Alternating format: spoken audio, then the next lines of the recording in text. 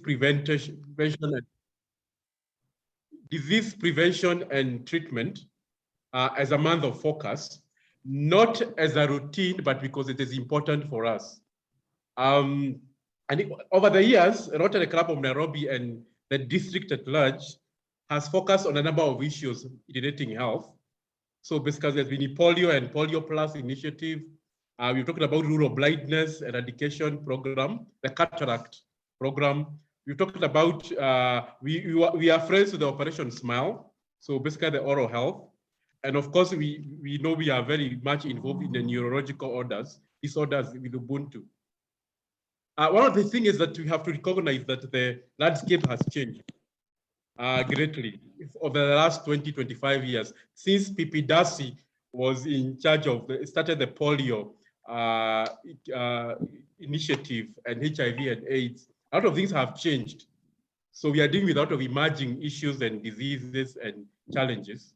But the framework remains the same on how to deal with those challenges. So the reason why we are having this conversation is for us to be able to look at the status of the health in our various specialization.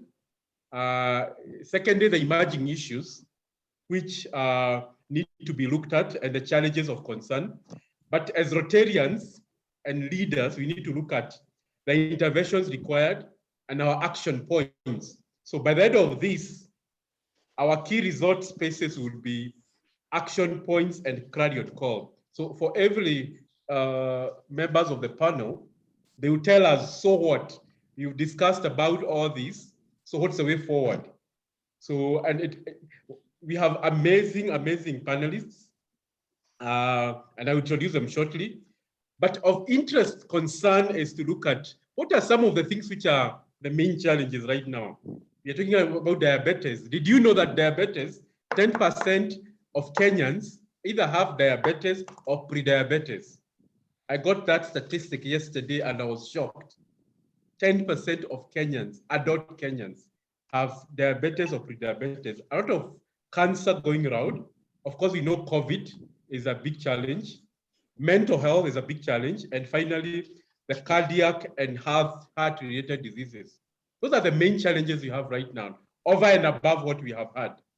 So to take us through this landscape, we have 5 panelists and a few other specialists on call. So number 1 is Pipi Darcy. So there'll be Pipi Darcy, who is, of course, a graduate of Makerere University and a CEO of Pharma Access, a Rotarian for 30 plus years. I mean, he's been a Rotarian like for a long time. What we know Darcy for is basically about his interventions in polio and polio plus, HIV and AIDS, and of course you remember the many things he did for when he was a CEO of one of the major pharmaceutical company. He is also a past president and a district campaigner for polio.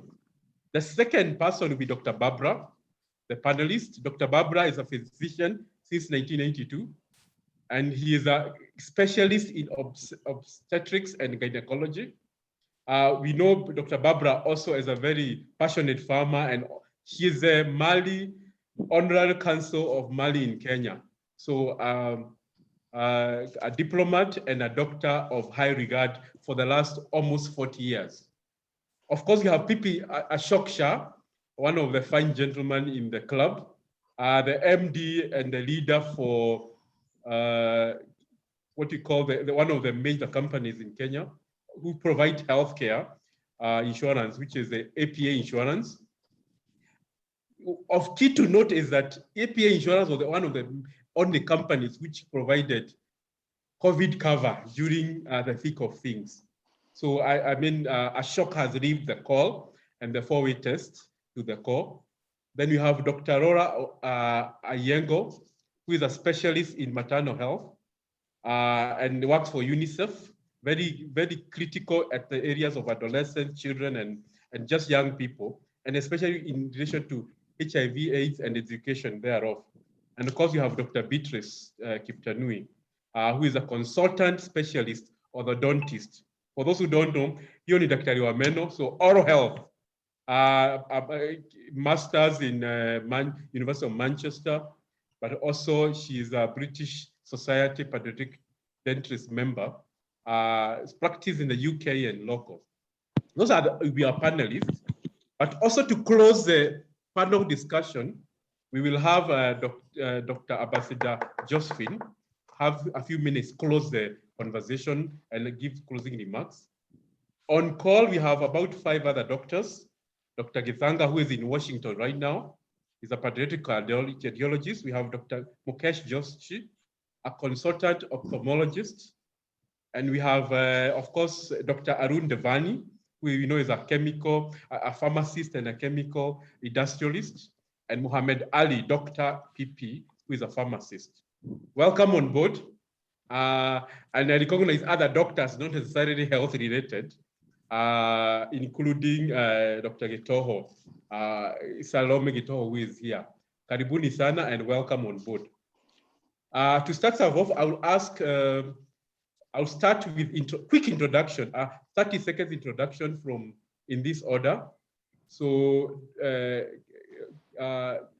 Darcy, we'll start with Pipi Darcy, then we go to Dr. Laura, and then we'll go to Dr. Barbara, and then Dr. Beatrice, who are on call right now. Thank you, Nelson. I think President Gideon has shared my CV, and it made me realize what I had done in my life. I have been very active in diabetes in the early 80s. So a lot of the endocrinologists, the consultants now, when I go to see them, maybe as a patient, they tell me when they were in medical school and they were thinking what to do as postgraduate, we sort of encourage them, put them in the right direction. So at that time, we used to estimate that about 2% of Kenyan population were diabetic. And those days, the likes of our friend Joe Aloch and all, they will bear witness to that, that if somebody, they wanted to see cardiovascular disease, diabetes and all, they would be taken from Kenyatta to Aga Khan Hospital, MP Shah Hospital, because they didn't think the problem existed in our people, the indigenous Kenyan people. And after that, I got pulled into polio, and those days it was polio plus. So polio plus was polio and other vaccine preventable diseases like measles, whooping cough, and all that. And so COVID is also a vaccine preventable disease. So it is still relevant to us. And the next thing related to my work, in mid-80s, mid-90s, my then company bought a company called Welcome, and they had an antiretroviral called, they had a Retrovir.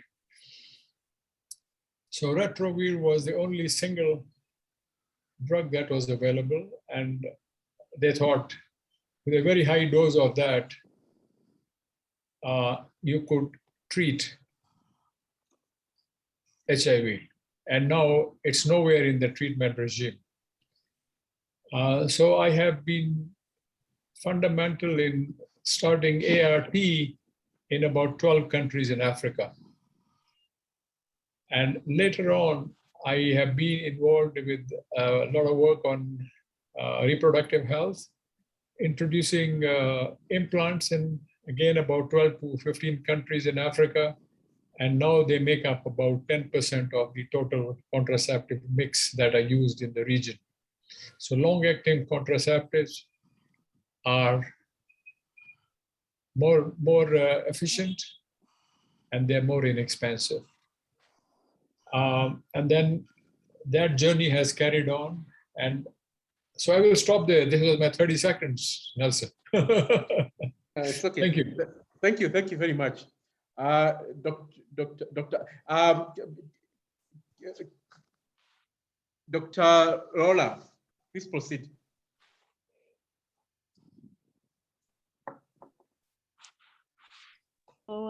To those who haven't met me physically, I'm Dr. Laura, a pediatrician currently working with UNICEF, but most of my career I've worked with the government of Kenya at mainly national level. The work that I've done, I mainly focus on children, babies, adolescents, and young people. And I look at common childhood conditions, that is the pneumonias, the diarrheas, the common illnesses that ail our children. But I've also been privileged enough to work with young people who are living and infected with HIV/AIDS.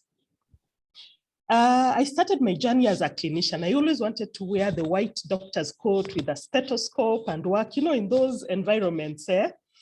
But by virtue of working in government, we're always told you go and provide a service. And I've always been thrown into the public health space. It's something that I fought over the years because I felt more comfortable in clinical, but through the mentorship of seniors, I managed to get my footing in the public health space. Once in the public health space, I found there's a lot I could do in terms of coming up with innovative programs that addresses the community aspect of children, adolescents, and young people, and also looking at their parents and their caregivers. So it's been an exciting journey for me. And in line with that, I decided, okay, now that I've done clinical, why don't I go and study something else that will enrich this experience that I'm having? So I'm currently doing a master's in business administration so that even as I come up with interventions, as I come up with programs, there's a business angle to it because we can't keep on borrowing and getting donations and grants. It's high time, I believe, as a Kenyan people, we stood and said, okay, how does this work for us? How do we make, financial sense out of what we do so that we can always give back to the society? And I'm very happy to be here and very humbled to be chosen as part of the panelists. Thank you, Nelson. Thank you, Laura. Dr. Laura, you're welcome. Next is Ashok Shah.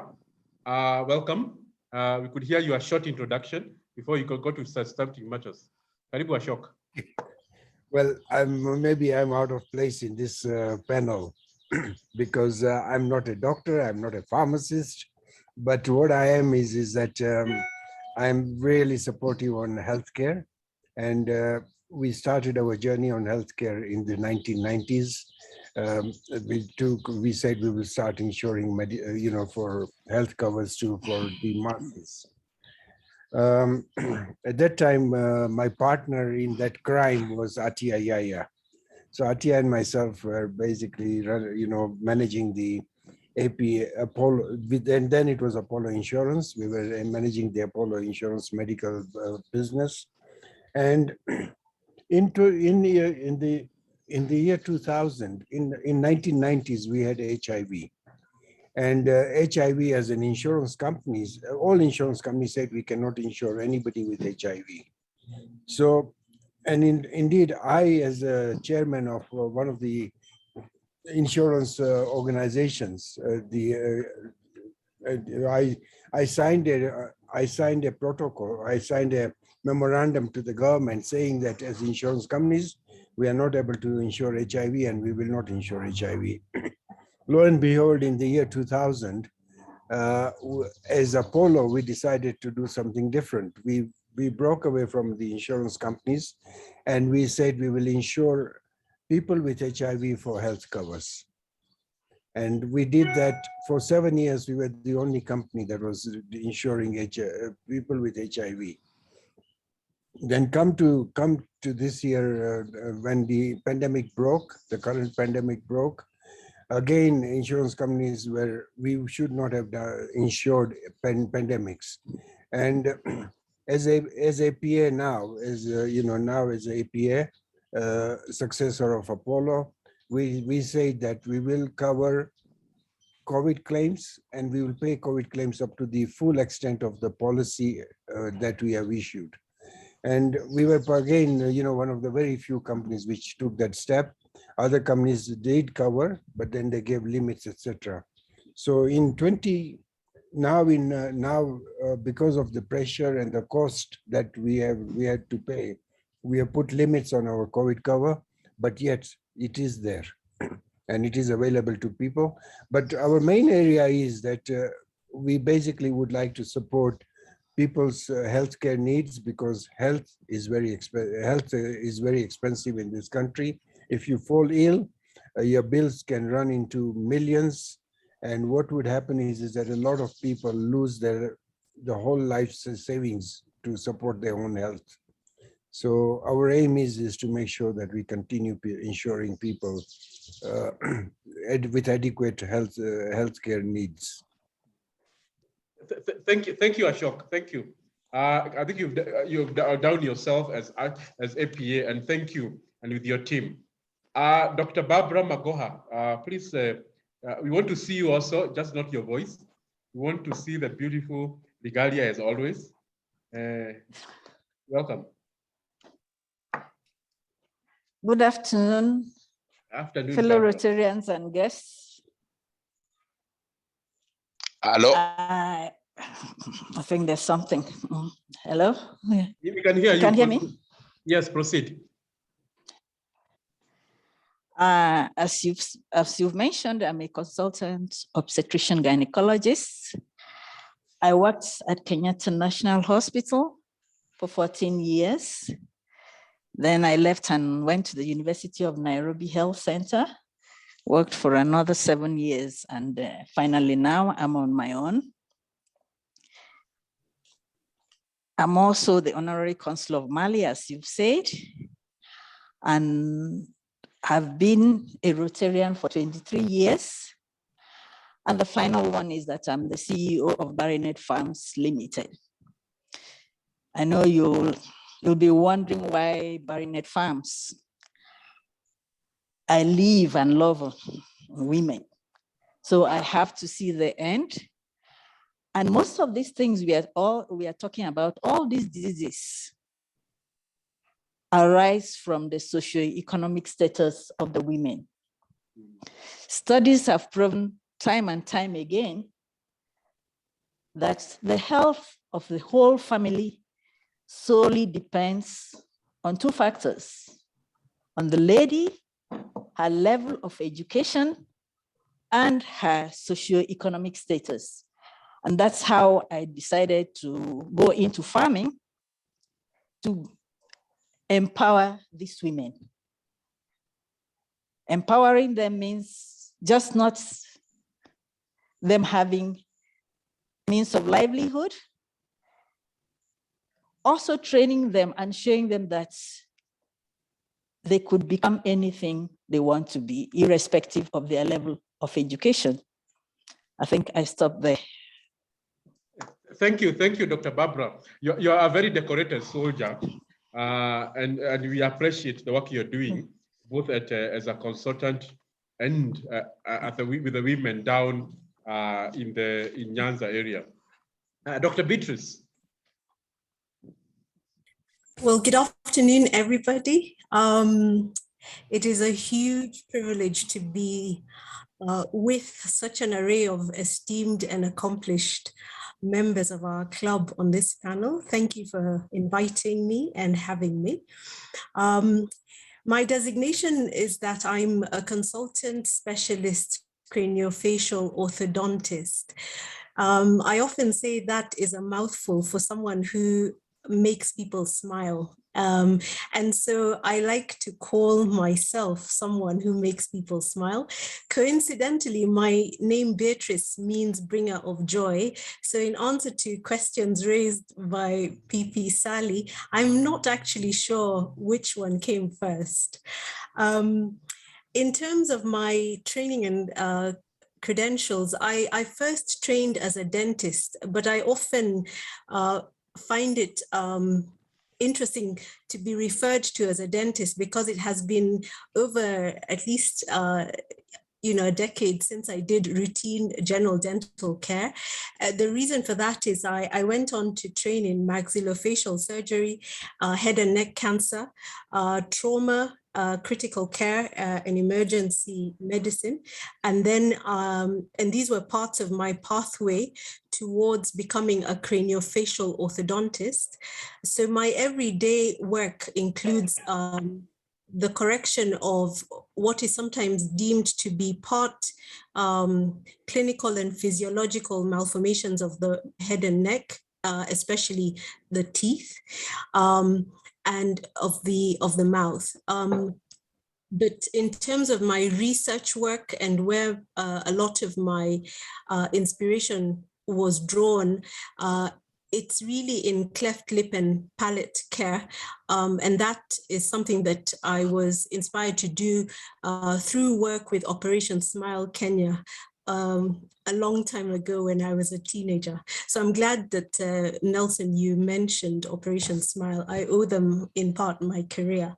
In terms of what I currently do, it has evolved, and most recently I have been involved with doing something that I hoped for a long time I could do, which is to impact on clinical guidelines that are supported as an initiative by WHO, the Ministry of Health, and clinicians who are specialists in their area. So that is part of what I do. And I think I echo what Laura said. You start off as a clinician and then your role evolves over time.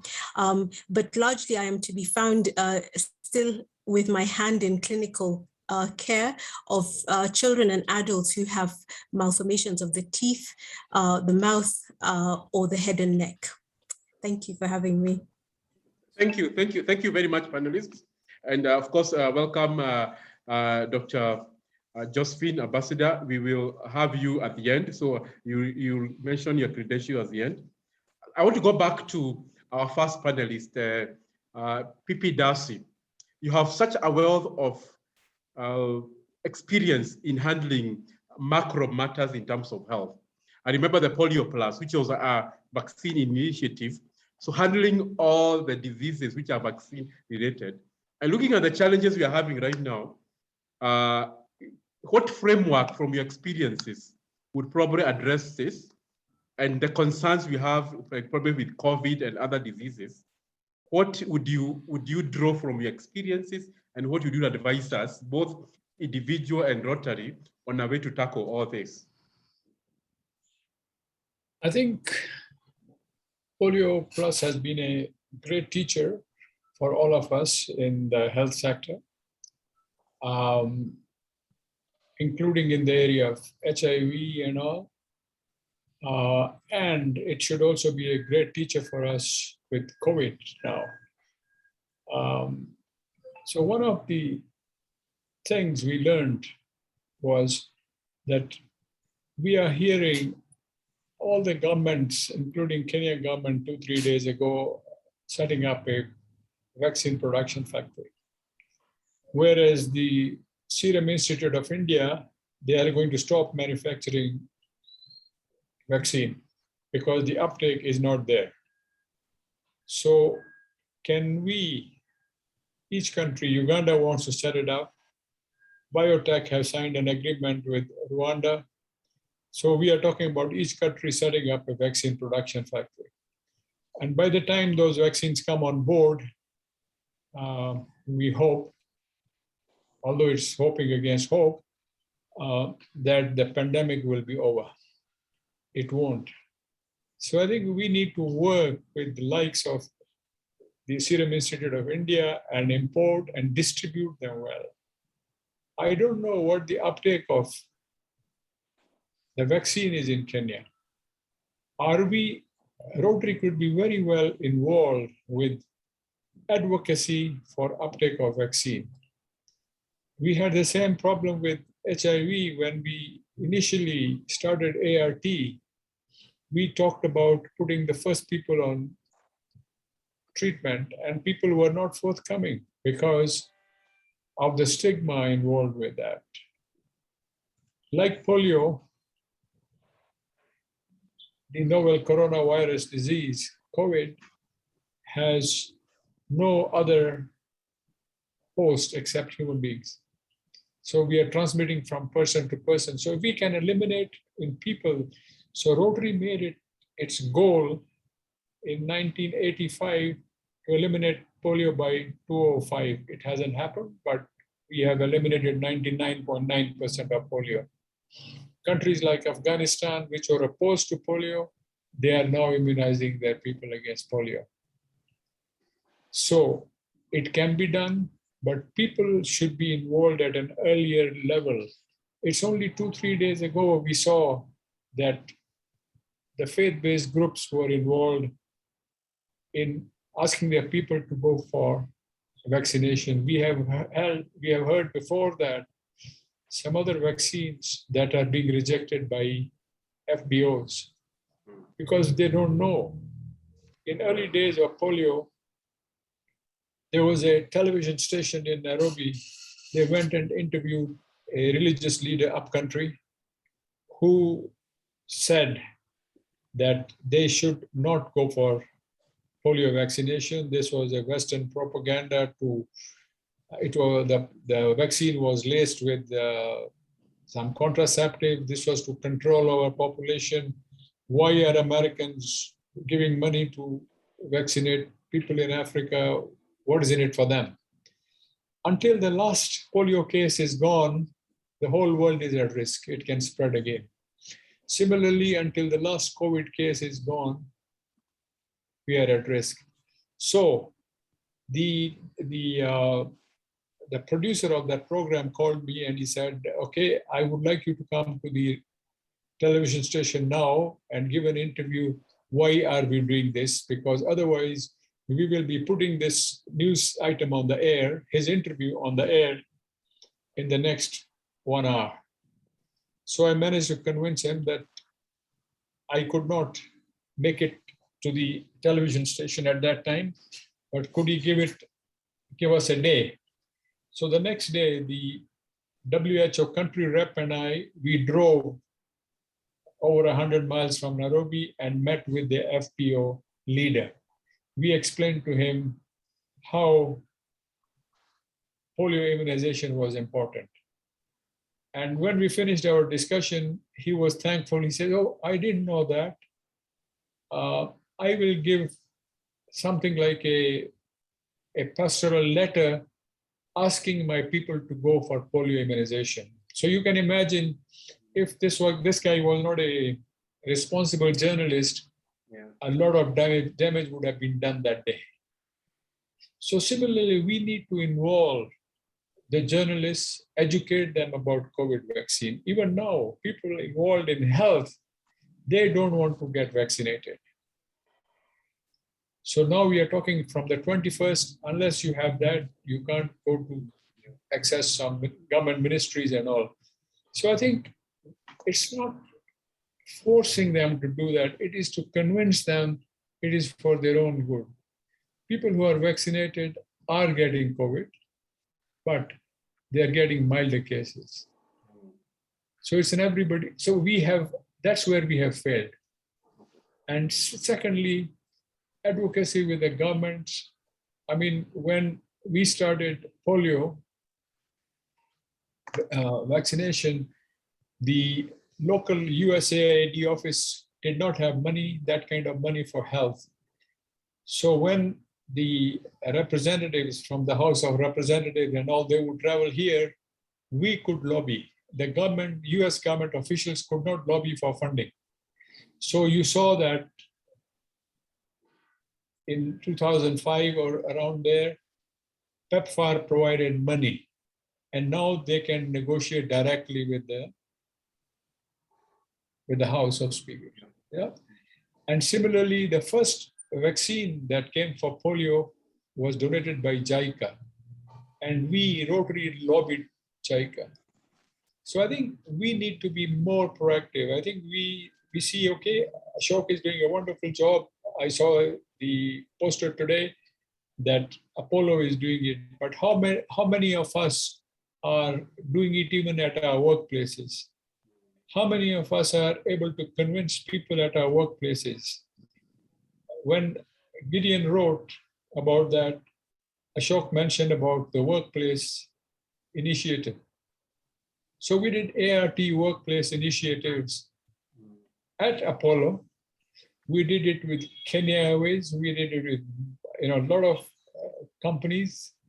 And initially companies, once somebody was diagnosed, well, somebody went for an interview, they were checked for HIV, and if they turned out positive, they were denied the job.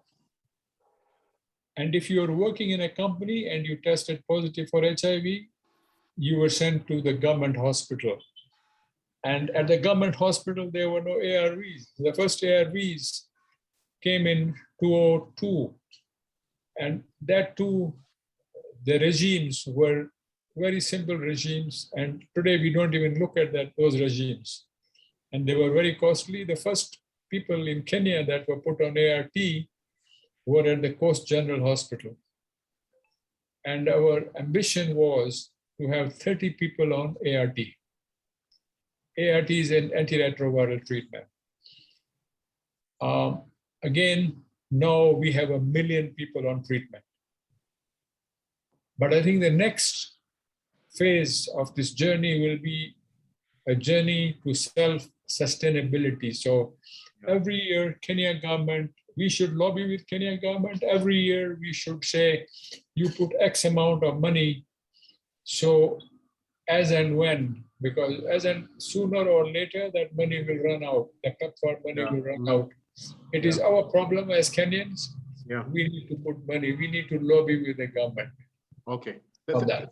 Yeah, thank you, Pipidasi. I mean, well captured and well done on the HIV and diabetes and polio. I mean, you did an excellent job. We need to have a few learnings from you and how to move forward with the emerging issues, which is COVID, diabetes, and the emergence of HIV. Let me talk to Dr. Laura. You're very involved with the children and adolescent HIV pandemic, and it's an emerging issue. And you're wondering, so what do we do now that our seniors, Darcy, did their job, and it is emerging again? So what are we going to do about it?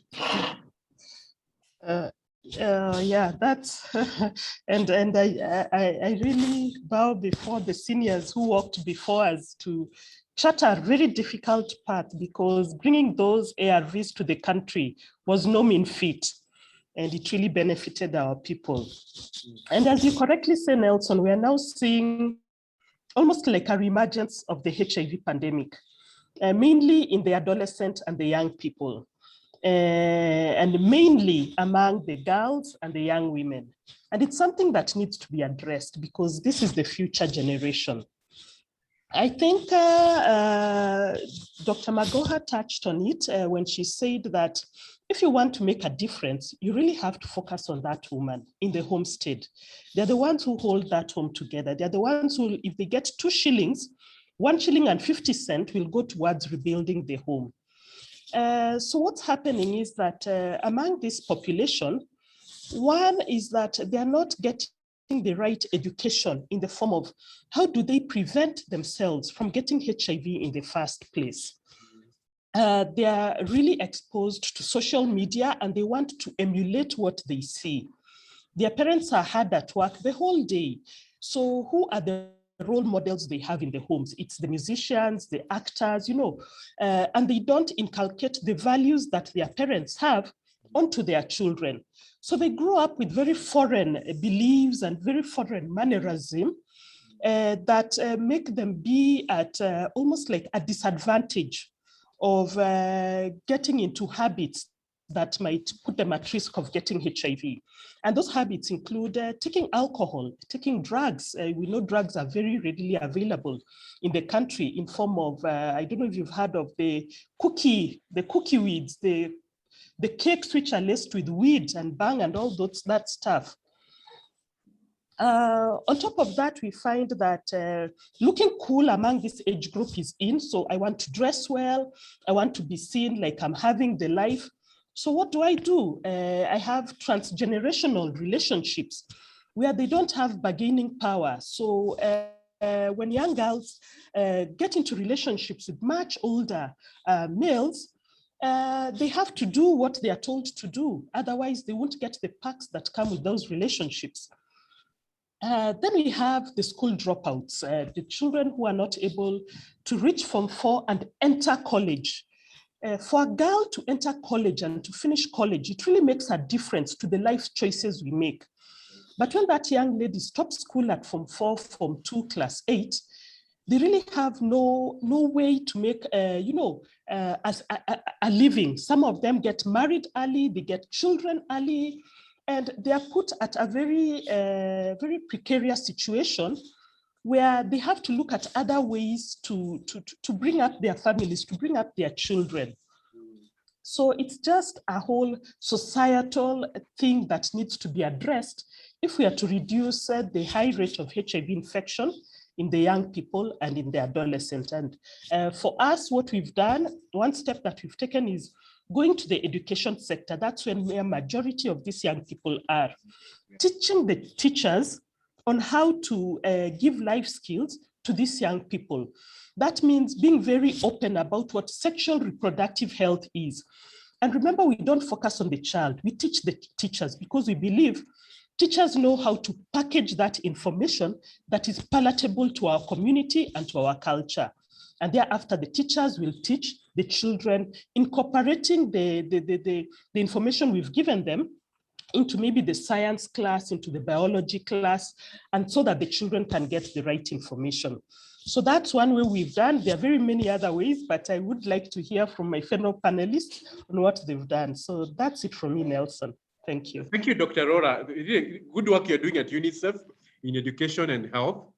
We look forward to many initiatives which Rotary and UNICEF can partner, because I think amazing stuff coming from there. Dr. Barbara, you can please, maternal health and the child development, that space. What are the emerging issues and what are our concerns?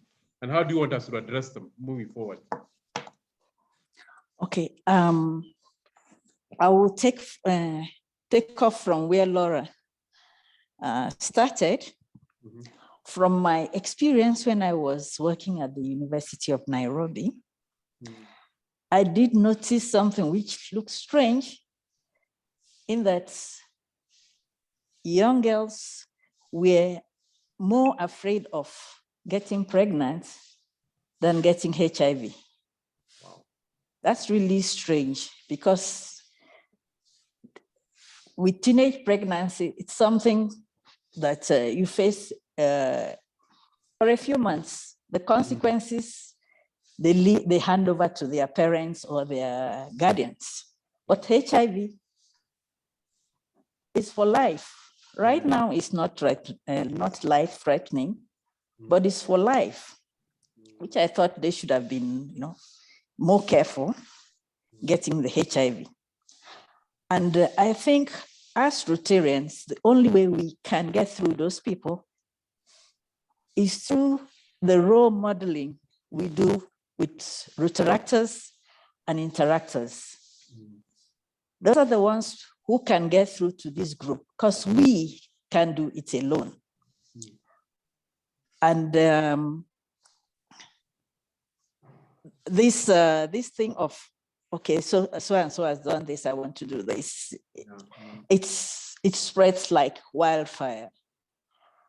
But there was a man who said, my son, if you are able to keep your head up when others are losing theirs, you will be a man. And if we are able to get these Interactors and Rotaractors to be able to keep their heads up, they will be able to pull the other people to lift their heads up at the end of the day. I see Rotarians, senior Rotarians, doing the mentorship program, which would which will make a very big impact through these Rotaractors and Interactors, because they speak the same language with these people in the society. They are their own groups, they are their party bodies. They can interact more with them. And since Rotaractors and Interactors look up to we Rotarians as role models, through them, we can make a bigger impact. Now, other things that have come up, like the early marriages, they all boil down to the same thing. Early marriages, school dropout, FGM, cancers, breast cancer, and cancer of the cervix. I see also Rotarians doing a lot of work. We've had a Cancer Awareness Week. Rotarian Josephine has done a lot of mobilization in that aspect. Vocational service committees have also helped in with debates and mobile libraries. Yeah. Mm-hmm. And in community service, we've done those medical camps and eye camps. I think that's that going down effect from the top. We can now use these people lower down to be able to disseminate the information that we have. Yeah. I think that's the one of the ways we can get down. Yeah. I remember, is it 3 years ago, we used Rotaractors. We are going to prisons, teaching the women on income generating projects. Yes, I remember, yes, yeah. Mm. And you remember that. Mm. I think such things, using these younger people to go to their age groups, makes a lot of impact. More than we can ever do individually. Yeah. That's my take. Okay. Okay. Thank you, Dr. Barbara. I mean, you bring out very critical points on how to tackle, especially bringing on the interact and rotaract. I don't think we have had enough use of them in terms of being relevant in the areas they are, reaching young people. Doctor, and thank you very much, Doctor. I'll come back to you on a final take on that space. Dr. Beatrice, oral health, maybe you can give a snapshot of what's the status as we talk and the emerging issues and how relevant we can get as individuals, Rotary, and stakeholders.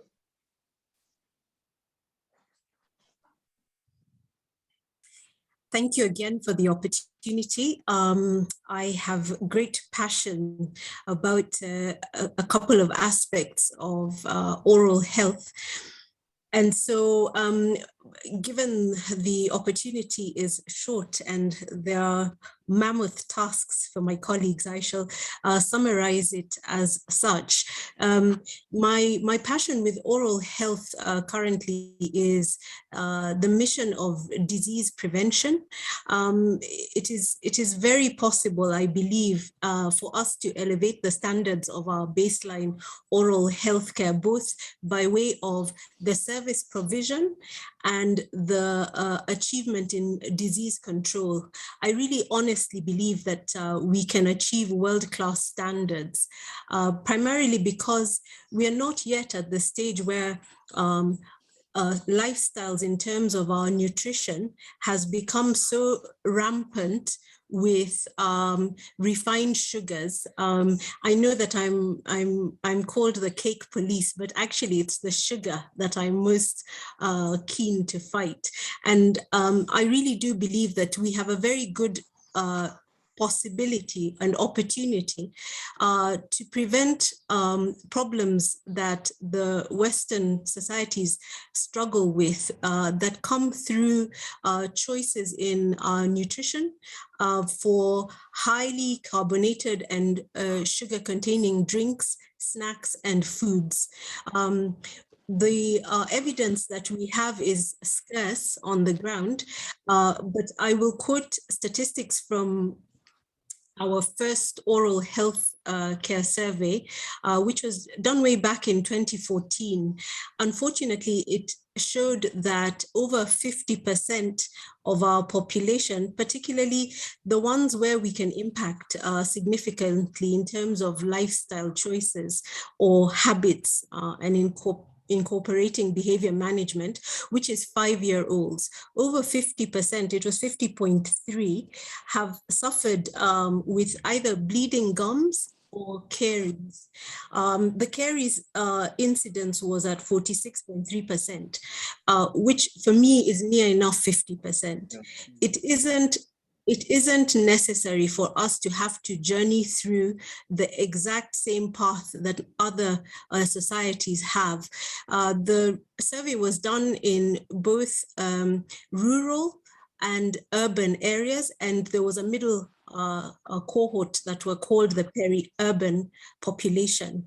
I feel that if we were to jump in at any point as Rotarians, prevention education would be the point at which we could really make an impact. And unfortunately, the statistics also show that a large number of our oral healthcare professionals and healthcare providers, and by this I mean dentists, because there's also the clinical officers and other providers of healthcare who are not clearly numbered, and their service provision is not demarcated clearly. A large number of our oral healthcare providers are in the urban areas. So there's a huge need in the rural areas and what we might term as the peri-urban areas. And I think that is where we really must look at making an impact, so that the numbers that we have, which incidentally, we have only 961 practicing dentists for the population that we're serving. It means that the ratio of a dentist to the numbers in population is over 360,000 people for one dentist to serve and to reach. So we have a duty, and I'm passionate about reaching out and educating and informing and making an impact on choices of everyday issues like what we eat and when we have it, in a community where we can make a difference before the disease becomes rampant and out of control. And the reason for this would be that dental care is expensive, even when you're providing the most basic of services. I visited level 3 and level 2 hospitals, and unfortunately, and that was with regards to having information for purposes of clinical guidelines. And unfortunately, most of the services that are provided relate to the extraction of teeth. And it's heartbreaking for me to see, particularly when it is either a gum disease problem, which is preventable, or a minor caries, which is decay, a minor problem in decay, which could have been sorted out by what we term as restorations. So I urge everyone, when the campaign starts, and it will at some point soon, to support the idea of community outreach with a view to oral health disease prevention. So that's my take on it. Thank you, Dr. Beatrice. I look forward to your closing remarks on how you want us to take this forward as Rotary and Rotary Club of Nairobi, because oral health has not been on our radar for a long time. So how do we move forward to make sure that we actually, you have been very highly involved in Smile Train, just putting smiles into children and young adults. We will get back to you on how you want to take this forward, because we are change makers and serve humanity. And you lead by example. Thank you for the smile. Ashok Shah, PP, you know, one of the biggest challenge, we are always told that you are a bill away, a disease away from poverty. And that is 95% of the Kenyans. And you're in that space. And we need to handle, I know we are talking about the UHC, universal healthcare. How do we ensure that we don't get poor, and also we are able to manage our healthcare insurance in a way which is sustainable? And you are the expert in this space, 30 years on. Tell us. Well, there are many stories I have. As an insurance company, we normally, healthcare is all about prevention. But we as insurance companies come into the cure side, because we always, people who, when they become ill, they come to us. And what we have tried to do is that as at APA, we talk about ensuring happiness. Ensuring happiness means that when we have insured somebody, we want to make sure that the person gets the best out of the insurance company, best treatment, best way of dealing with it. But as you said, falling ill in Kenya can actually be lead you to many of us to bankruptcy. And that is a big problem I have. But what we do is that, Lucy and her team actually work very hard in supporting the people that we insure. And my story starts with somebody like Darcy. In 1995, after HIV was discovered, we had our own employees who were HIV positive. And Darcy, Darcy came and, as he said, he came and talked to them, he explained to them, but he also told us different things to do. What it is that he would come and talk to them and say, well, this is, we started telling them how to live positively.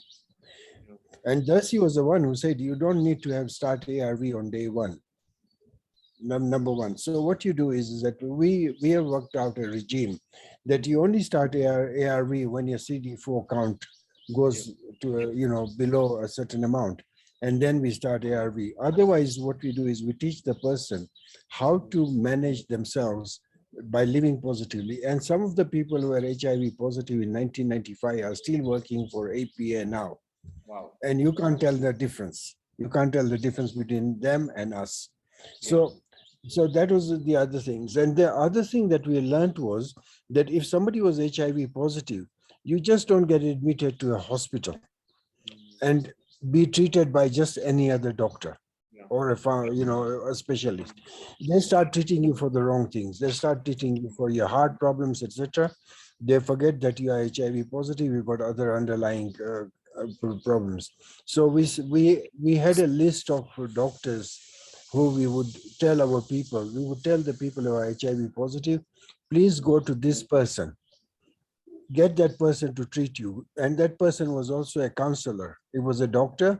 He knew how to treat HIV. Yeah. And the same thing we are seeing now with COVID. When COVID came, the number of deaths in the early part of COVID were so high because the doctors did not know how to treat COVID. They started, and they all concentrated, oxygen is very important, but the next thing is they would ventilize them. Then somebody like Lucy went to a couple of hospitals and she agreed a regime with that hospital. And she said, we would like you to actually look at this person, follow that person, and only put them on oxygen when you find that it is basically necessary. Until then, let us give them conservative treatment. And what we have found is that there were hospitals that were very happy to take patients in. So one of the things that we are always fighting is we are fighting with hospitals on the charges they are levying on people and giving the wrong treatment. And then they stand by, they do not, then are not willing to compromise and say that we made a mistake. A hospital doctor, unfortunately, many of us are doctors here, and what I'm saying is might not be right. But many doctors say, I'm the specialist, I'm the decision maker. But it doesn't matter who is, what the life of the patient is. So we have at APA Apollo, what we are trying to do is we are trying to support a lot of conservative treatment. We're trying to make sure that the people are insured with us, not to save the claims, but to make sure that they get the right treatment. We follow a very, very strong regime of how to support the people who are insured with us. But forget about that. There are so many people who ring us up. So take, for example, I don't know, many of us will realize that for cancer, you can now go to somewhere like Jalaram. Jalaram Hospital will do a full cancer treatment, 6 cycles of cancer treatment, chemotherapy for 250,000 shillings. when hospitals will charge you per cycle 250,000. So a hospital will charge you 1.5 million. Jalaram does it for 250,000. Yeah. So what our team has to do is to see how best we can really help people save on other areas that we can help them on by getting them the right treatment. If the drugs are required, we will actually shop around for drugs now, because a hospital will charge you 50,000 for drugs. The same drugs, if you buy it from some other sources, will cost you 25,000. So, the insurance premium that you pay gives you a limit of cover. Now, that limit of cover is not infinite. It has got a finite amount. So that amount has to be basically go to you for a long way. So we try to help you. We try to tell our patients, our insureds, go to places where you can your healthcare cost stretches. So if you rather than going into, and Nairobi Hospital and Aga Khan Hospital might be the best hospital, Yes, but yeah. an outpatient case at Nairobi Hospital and Aga Khan Hospital on average is 12,000 shillings. Yeah. Yeah, but you go to places like Sasa Doctors, you go to place like Jalaram, you go to the, other, the other hospitals like Metropolitan. That same outpatient case will only cost you 4,000 shillings. So if you had a cover of 100,000, by paying 4,000, you can go to that hospital 25,000, Yeah. 25 times. If you're going to Nairobi or Aga Khan or MP Shah, you will only be able to go there 6 times. So you see, so our aim is to make sure that we want to keep you in good health. Yeah. We want to support you. And then the other area that we started now is that we have started making sure that any chronic disease management, we do it ourselves. So we make sure that the drugs are given to the person. We get the drugs from a specialist pharmacies and so on, so that the costs are lower, but they can get longer term of treatment for the same shilling. The other problem we have is the NHIF. NHIF is a good thing. It is required. Universal healthcare is something that we should have. Every Kenyan, any Kenyan citizen should be able to go into hospital and get free treatment, but that's not going to happen. So what we need to do is we need to get NHIF to commit to make sure that the needy, the people who need the most, support by health-wise, are able to get the treatment. Okay. So really, at the end of the day, what we want to do is reduce the cost of healthcare. Thank you, Pepe Ashok. I really appreciate you have such good insights on how to manage that area of medical insurance. In your closing remarks later on, in another few minutes, you want to tell me whether you want to give a Rotary special rate for medical insurance. I look forward to that. You have your team here, and I want to campaign for that. 25% discount for Rotarians. Think about it, my brother Pepe Ashok. So I'll go back to Darcy, Pepe Darcy, on your closing remarks, and I'll go around the consultants just to give your closing remarks. Meanwhile, the people, you can always, Rotarians and friends, you can always ask questions on the comment section to avoid losing any time. Please direct a message or a question to a particular panel person, and then we can be able to pick it up from there. So Pepe Darcy, please go on and give us your concluding remarks. And so what? We have had this conversation. So what's the way forward? I think a lot of the speakers have brought out some very pertinent issues there, like Barbara was saying. Yeah. In the olden days, there used to be a certain club where the young people used to frequent. And we were doing some work on reproductive health. So we decided, and HIV. So we decided to go and see how many of the condom wrappers were thrown there and how many of the morning after pill wrappers were thrown there. And like she said, there was more concern about contraception. falling pregnant, but not HIV. So there would be more preppers of EC, emergency contraceptive, than condoms. So that says something. Yeah. Similarly, like what Ashok has said, if the drugs we were talking about zidovudine or retrovir. Retrovir used to cost a pack of about, I think a pack of 60 used to cost over 200,000 shillings. This is in mid-90s. Yes. And when we started ART in 2002, 2003, we negotiated prices with the pharma companies, and one of the companies dropped their price by 94%. So basically you paid 6% of that. Yes. But we told them that we will give you, we used to call 3 by 5. So by the year 2005, you would have 3 million people on treatment. Yeah. And a combination, a triple combination used to then cost 1,000 shillings a month. So that's what helped us convince Ashok and his team that the cost of treating HIV is only 1,000 shillings a month. Yeah. And those days you did not treat them until their CD4 levels came below 250. So not everybody who tests positive should be put on ART. So it was a doable thing. Not everybody who has HIV would come with the opportunistic infections, because those could be treated with something like Septrin, which was $1 a day.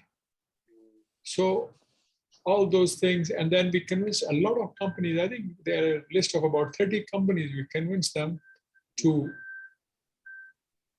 have their staff on ART. Yes. And now I see Joyce, so I did some work with our brother, Joel Roach, when we used to say in mid-70s that we will eradicate TB. He was the director of the TB program at that time. And TB is still with us. So let us not be under false pretense that HIV, the numbers are going up, you said, right? Because there is complacency now. Yeah. We are focusing more on COVID. Yeah. What is happening with the anti-cancers, chemotherapy drugs? The market is growing. We are identifying them more, and you can negotiate prices. And if that becomes a national sort of a program, we could even get better prices. Yeah. And same with, as I said, COVID. It's all the COVID. You know, the polio vaccine we used to come through Gavi and COVAX mechanism. Yes. And those are still existing, and they are buying for the whole world. So the price they can get at, we as Kenya, we cannot get them at that. Even if we produce our own, we will not be able to produce at that price. Yeah. So I think there has to be some lobbying at policymakers level and say, guys, there is a company now, they want to stop making the vaccine. Where, you know, like, and similarly, like talking with Beatrice about the Operation Smile, I think I used to do some work with them in the, I don't know, mid-80s. And they used to have a team of Americans come down and they would have a 1 or 2 week thing. But now we can do it ourselves as Kenyans. So there are some things we can do ourselves. Yeah. But there are some things, now we have all these specialties. Because those days, if you go back to early mid-70s, and if you talk to a diabetologist or a physician and you said people with diabetes, they get diabetic retinopathy, they go blind. Yeah. What happens in the eye? Eye is a window to the body. Okay. The same thing is happening in the kidneys, it's happening in your heart, it's happening in your limbs. Yeah. All that. But we did the initial work in 70s, but all that is more relevant. I think I'll stop there. We are running out of time, I can see. Okay, we have about 7 minutes, so we need to squeeze all the final comments and then the question. I'm seeing a lot of questions from about HIV and AIDS. So I will ask Dr. Laura, to quickly give a quick remark and also answer the questions about HIV/AIDS. Whether is it that the medication is easily available? That's why it's not life-threatening. And secondly, what is the church and the parents doing about basic sex education? Dr. Laura, close remarks, and then you can answer those two comments. Okay. Yes. Yeah, thank you. So my closing remarks is these young people need opportunities. Young people should not be idle. For them, it's very important for them to attend school. And that's why us as Health really supported the president when he said 100% transition to secondary school. But after secondary school, I think looking at the opportunities there in the business environments, we have children who grew up HIV positive. They've fought through life. They are very resilient. And they have a lot of ideas on where they want to go next. And if these ideas could be captured by somebody who has an entrepreneurial spirit, I think there's a lot of strides you can make as a country. So them looking at how they can support the other children in the facilities, linking up children in schools, in the communities, in the facilities, and making sure that they are there to treatment, and also coming up with ways on how they can be supported to be the next generation who responds to the HIV pandemic in this country. So giving them opportunities, giving them mentorship. Yeah. The question about HIV not being life-threatening, responding to it is that yes, ARV drugs are completely free in public health facilities.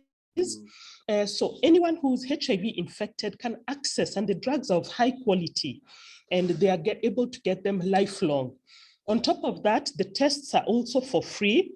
That is testing their viral load, and you're monitored. And if you happen to fail on those drugs, you're given much stronger drugs, also for free in public health facilities. Yeah. And that's why we say right now, HIV is not a life-threatening, life-limiting condition. It's actually a chronic condition like diabetes, hypertension, and the rest. When it comes to sex education, we need to tread carefully. We need to take into consideration different cultures and different beliefs.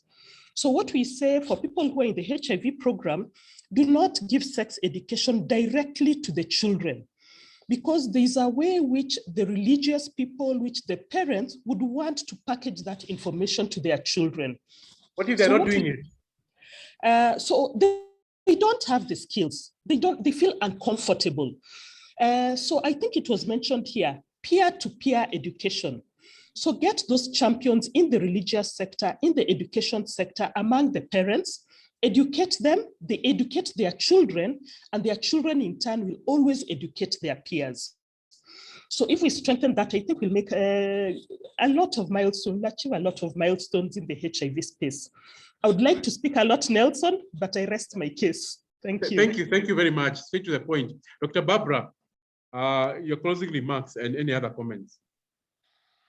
I stand from a very good position, because with the women, I deal with all the class, right from the primary school, secondary school, the young ladies, the married women. And I make it a policy that nobody enters my clinic and goes empty-handed. In terms of if it is a young, a primary school kid, the mom brings for mentorship. After the treatment, we talk one-on-one with the kid. When the mother is sent to another room, and we open up, we talk. I end up being a counselor. I end up being some confessions are made. I don't have the powers to waive the penalties, but the fact is, listening is a part of the treatment. For the university students, the young ones getting married, I do all the counseling, including love, marriage, and everything. In my own little way, I believe I'm able to spread the message. And when those girls send their friends for counseling, said, go and meet so-and-so if you want to get married. And they come as a couple. I really encourage that. before wedding takes place, everything we discuss openly, things they could not discuss before with anybody. And we move a step forward. For the married ones, the socioeconomic impacts that they have in the family is being stressed to them, and they can use whatever they have to get whatever they need. They don't have to have a lot of money. 10 shillings is still something they can start with. Giving them that hope in life is extremely important, because that passes on to the children and the rest. Thank you. Thank you, Dr. Barbara. We really appreciate you very passionate about your practice. So I'll go to Dr. Beatrice shortly, and then I'll conclude with Ashok, PP Ashok. Any final comments, Beatrice? Yes, indeed. I would like to plead for an opportunity at a later time to be able to speak more about my passion. The reason I say this is because I'm a believer in Leonardo da Vinci's statement that simplicity is the ultimate sophistication. And I'm very lucky that my message is simple. And I believe it can have an impact starting here at the Rotary Club and spreading across to where we all have influence. In terms of a final or parting shot, one is to make a note that we can start to make changes in our behavior, small changes that would enable us to lead by example. And as you know, I'm passionate about controlling the frequency of sugar intake. And so I shall start there by challenging everyone present. Enjoy the sugar over Christmas, but perhaps come the 1st of January, try this. Try removing sugar from your favorite beverage that you have in between meals. Try doing that for 30 days and then let's talk. And that would be a real good opportunity to express the message that I'm passionate about, which is that prevention for oral health disease is doable. We can make it happen. So let us at least try, starting with ourselves. And allow me to say Merry Christmas to everyone at this early juncture. Thank you. So I'll go to, thank you, Dr. Beatrice, the cake mistress who want to go away from sugar. Point noted. I will ask IPP Ritesh to consider that matter carefully. I will go to Ashok and then to President-elect Josephine for closing down the session, because we are over time by about a minute. PP Ashok. Thank you very much. I think, well, I'll make it very short. You did ask something. What we would like to do is we have family health covers, which we provide to families, number one. Number two, also any other insurances. So if it's any Rotarian that wants any health cover or any other cover or insurance covers from APA, then what we will do is we'll make sure that there is a 10% discount on the premiums. But there's something else. What we will do is, Nelson, we will send to you. We have community, we insure certain communities and we have packages for those communities. So what I will do is I'll ask the team that is online to send details of one particular community scheme, whereby, you can see if there is we can set up a Rotary insurance cover, health cover, which will be superior, but with a lower premium. Okay. So we will do that. But to everyone, a very Merry Christmas, season's greetings, and we hope to make sure that all of you don't eat too much sugar, don't get diabetes, but then also make sure that your healthcare needs are properly taken care of. Yeah. Thank you, Ashok. And actually, Merry Christmas, 10% discount on the covers. Thank you so much, PP Ashok. We will take it up on that, because I know a lot of members here would be renewing their covers sooner or later. And thank you and Merry Christmas to you also. Before I give for final remarks to our President-elect Josephine for final remarks, I think we need to address, there are issues which are coming up which need to be addressed. So there is cancer, diabetes, hypertension, which are non-communicable. They are underfunded, and yet they are the greatest threat to our communities. And then, of course, there is a mental health. I've seen a lot of comments in that section, but we don't have a cancer, diabetes, or hypertension specialist or mental health. So on a different date, we probably discuss that and see how we can be able to address it. So over to you, PE Josephine, as we conclude to this particular session. And thank you very much. Thank you very much, our moderator, Nelson. It's been a very engaging session. And the panelists are certainly not only above par, but they're actually very, very skilled in their respective areas. I've listened carefully, and there's been a lot of technical discussion. And I'm not going to repeat what's been said, but I just want to pick out the issues of rural-based healthcare, which came up, the issues of living positively with whatever condition. We had reflections on the linkages between COVID-19 and, of course, polio, the issues in programming around education and health, the need for us to draw on mentors, the need for us to address access to drugs. It's come up severally, and that came up as part of the clinical discussions that were well put to us by Darcy. And then beyond that, the reflections on empowering women, which came out of Dr. Barbara Magoha's interventions when she started to tell us about women's health and the broader need to empower women economically in order to address their health and that of their families. And then we heard more towards the end about family health from Ashok. And I think what has really excited all of us is the potential for the 10% reduction rebate on our health insurance. Thank you so much. I want to speak to you a little bit about my role. And without going into much detail, suffice to say that I'm adjunct at the School of Public Health, Kenyatta University, and honorary at the University of Nairobi.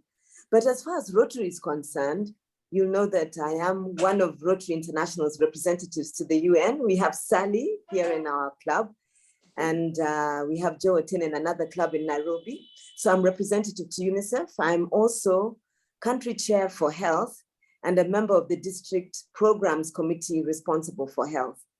I just share those with you, not because of the title, but because these are resources that we can put to our own disposal as we intervene in the health sector. I'm also Rotary liaison to the National Business Compact on COVID-19, and Beatrice did give me some assistance in that role last year. And then I have other titles. I have been ambassador to the United Nations, a UN civil servant, and also former Deputy Secretary General of the Commonwealth.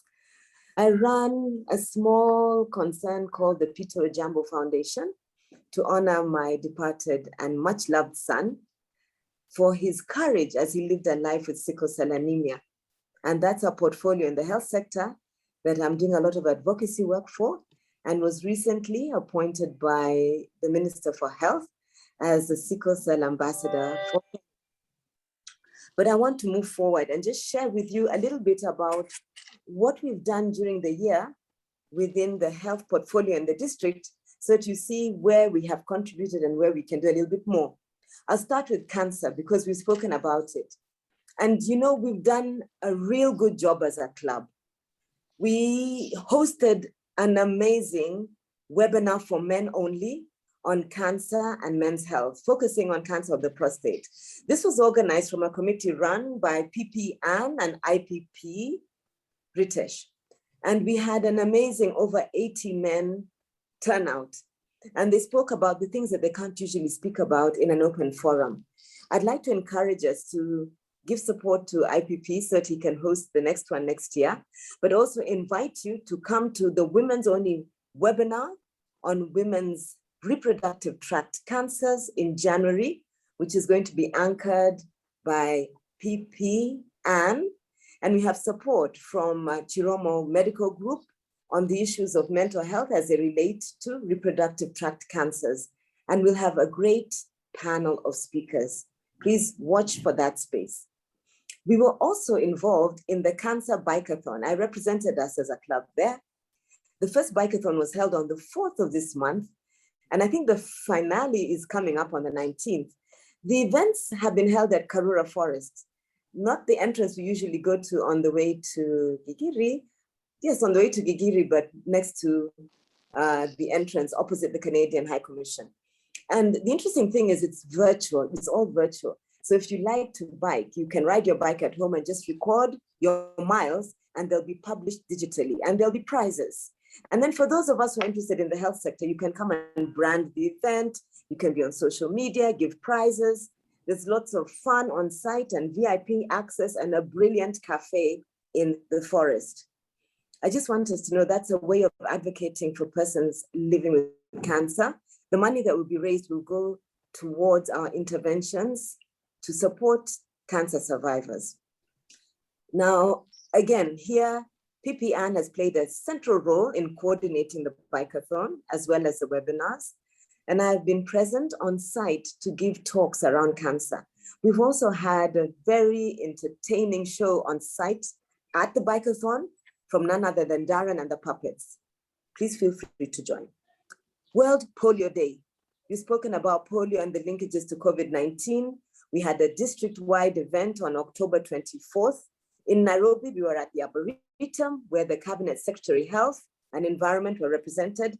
But guess what? We had country representation from UNICEF that I was able to harness, and together with UNICEF, WHO, and USAID. Let me know if there's a way we can bring them to our club. I hope in the new year, as PE, that may be a possibility we think about. Beyond that, we had a brass band, we did tree planting, there was COVID immunization on site, we bought t-shirts branded, and we had a nice, refreshing snack, and we got to meet and engage with each other. There was a lot of linkage in the discussion between polio and COVID-19. And so it's great that we've just launched our COVID-19 education program, especially when we're hearing of Omicron being more and more of a threat to our health in Kenya. We launched the COVID education program on November 24th. President Gideon was in the chair, launched it with the Vice Chancellor of the University of Nairobi. This program is anchored by the University of Nairobi School of Global and Public Health with the University College London. So we have a partner, and the International Services Committee is now leading the charge in implementing the program. And it's also anchored by World Medical Education, which is a body related to the World Health Organization. It's the education arm of World Medical Education. If you want to know more about it, please just let us know on the ISC committee. We'd be happy to have you join us in the meetings with the steering committee. Those are the things that have taken place over the year that may be, number one, easy for us to continue to be present on, and two, will make a difference to our communities. But I just want to go forward. We continue with the Safe Return to Schools, which is a project between Rotary and UNICEF. This project has brought on a new partner called Loving Classroom. What's interesting is that we started with WASH, a COVID-19 control strategy, and now we're moving towards reducing conflict in schools, focusing on schools that are burning and the kids in those schools, and teaching them respect, compassion, listening, kindness, gratitude, love, friendship, care, and respect for authority. We can now roll out across the country with this Loving Classroom tract. This tract was brought to us by a team from the UK and Jerusalem. The same team represented here and in South Africa, and the Loving Classroom tract has actually worked. I want to ask us to come on board. If you're interested, there will be training in Loving Classrooms to teach you how to roll it out. And Rotaractors are involved, carrying the message on social media, and interactors. One of the areas that UNICEF has asked us to be involved in, and again, as a club, we might think about this next year, is the last mile coverage for COVID-19 vaccination. Guess what? It's the middle class who haven't gotten their vaccinations, believe me. Those of us in gated estates haven't opened the doors when the teams have been out there immunizing. We seem to think because we keep away, we're protected. And listen, I heard Darcy say, until the last one of us is immunized, none of us is safe. So they're asking, how can we put our, in quotes, protected communities in the way of an immunization? Can we do it at a club evening? Can we do it at our social gatherings? Can we do it as employers when we go to work with our employees? UNICEF is asking, what can we do as Rotary Club of Nairobi? Move forward. The district has legacy programs. You've all heard about the cardiac care program, an amazing program.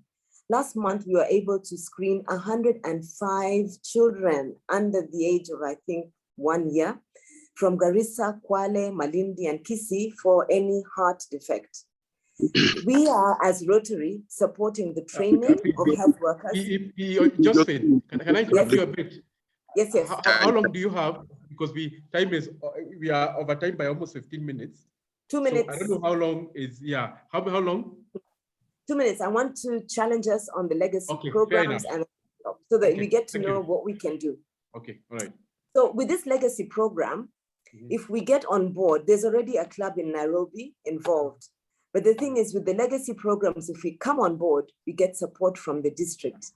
That's one legacy program. But the program that we are more conversant with is the eye surgery or cataract removal program.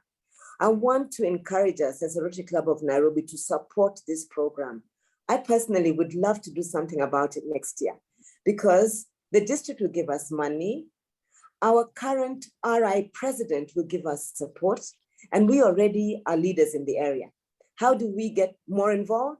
By teaching other clubs what we are doing, partnering with other clubs, and growing a cluster of clubs, maybe within Nairobi, that are doing the eye surgery into what can be called a countrywide program.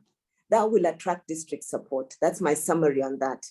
And then just to let you know, there's another program that I must mention, and that's the work we're doing with the National Blood Donation Effort. This has President Gideon's support, and it's really run by Rotaractors. It's been great at helping us source blood for many of our families and friends. Lastly, the issue of mental health. I'd like to challenge us on what we can do for mental health. As I close, I just want to let you know the incoming district governor is interested in cross-cutting programs. My suggestion would be, if we want to catch her gaze and be in the center of what she's doing, we think about programs like ending violence against girls or children, let's say children, and then focus on the educational part, the legal part, the health part, the gender part, and make it a multi-center concern. She's interested in young girls and cross-cutting programs. Thank you for letting me share what's happening in the country, in the district, and on the way forward. Thanks, Nelson. Panelists, thank you, Rotarians and friends. Over to you, President Gideon.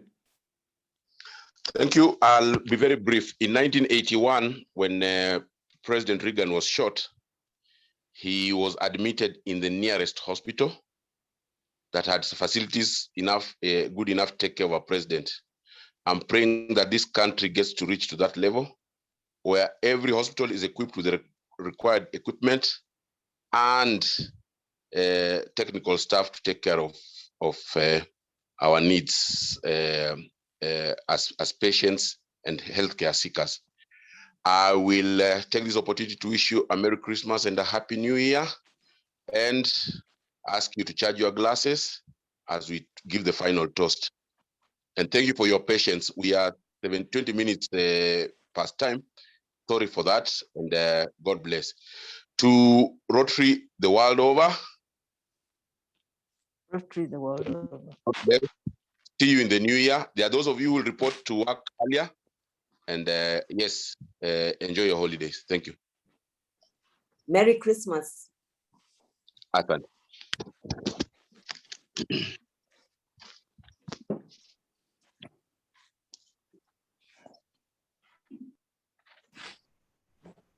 Yes, Merry Christmas.